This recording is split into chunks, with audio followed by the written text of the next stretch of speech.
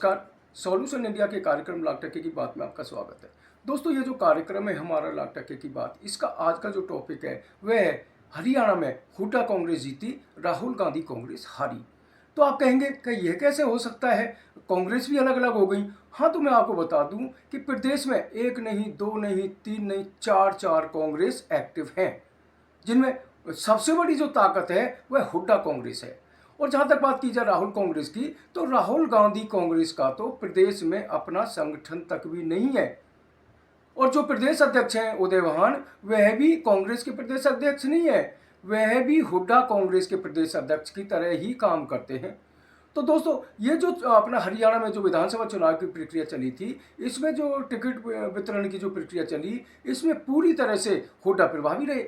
और जो कुमारी शैलजा गुट था या रणदीप सुरजेवाला गुट था और जो राहुल गांधी कांग्रेस था, इसकी कुछ नहीं चली, कहीं कुछ नहीं चल पाई।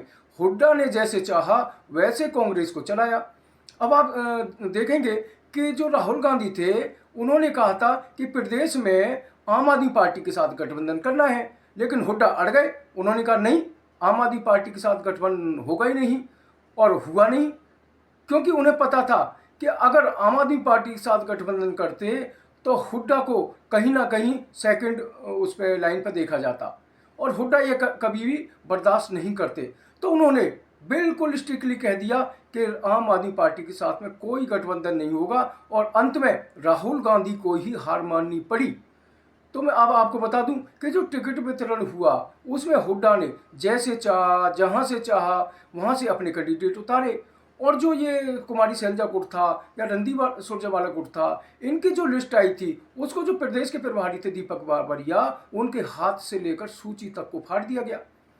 तो जो मैं आपको बता दूं, जो अंदर की रिपोर्ट है वह यह है कि हुड्डा खुद चाह रहे थे कि कांग्रेस के सिर्फ 40 से 45 के बीच में ही एमएलए आए, जिससे कि वह अपने दम पर निर्दलियों को अपने साथ मिलाकर सरकार बना लें।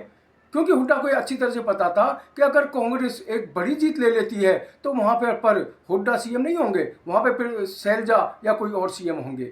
तो इसी रणनीति पर हुड्डा ने काम किया और अपने जो कैंडिडेट थे उनको जितवा के लाए। और जो दूसरे जैसे शैलजा हो गई या रणदीप सुरजेवाला थे, उनके जो कैंडिडेट थे उनको कांग्रेसियों ने हरवाया।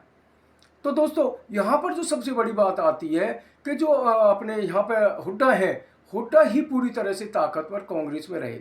अब जो रिजल्ट आए हैं, कांग्रेस मानकर चल रही थी कि हरियाणा में 70 के करीब सीट कांग्रेस की आएंगी, लेकिन ऐसा कुछ हो नहीं पाया और कांग्रेस 35 सीट पर आकर सिमट गई। और जो बीजेपी थी, बीजेपी ने अपना जो समीकरण था उसको धरातल पर उतारा और बीजेपी तीसरी बार लगातार सरकार बनाने में कामयाब हो गई। तो अब जो कांग्रेस की जो स्थिति हुई है, तो राहुल गांधी कह रहे हैं कि फैक्ट फाइंडिंग कमेटी बनाई जाएगी और जो भी कमियां रही हैं और जो काम मतलब डेंट पहुंचाने का काम जिन्होंने काम किया, उनको अपना दंडित किया जाएगा। तो मैं आपको बता दूं, ये जो कमेटी जो भी कुछ बनी है, ये दिखावे के लिए भी बनी है। यह कमेटी हुड्डा या उदय वाहन के खिलाफ कोई भी कार्रवाई नहीं कर पाएगी। और आपको ये भी बता दूं, अगर इस कमेटी के रिपोर्ट के आधार पर अगर राहुल गांधी ने कोई हुड्डा के खिलाफ कोई कार्रवाई अमल में लाई, तो प्रदेश से कांग्रेस खत्म हो जाएगी।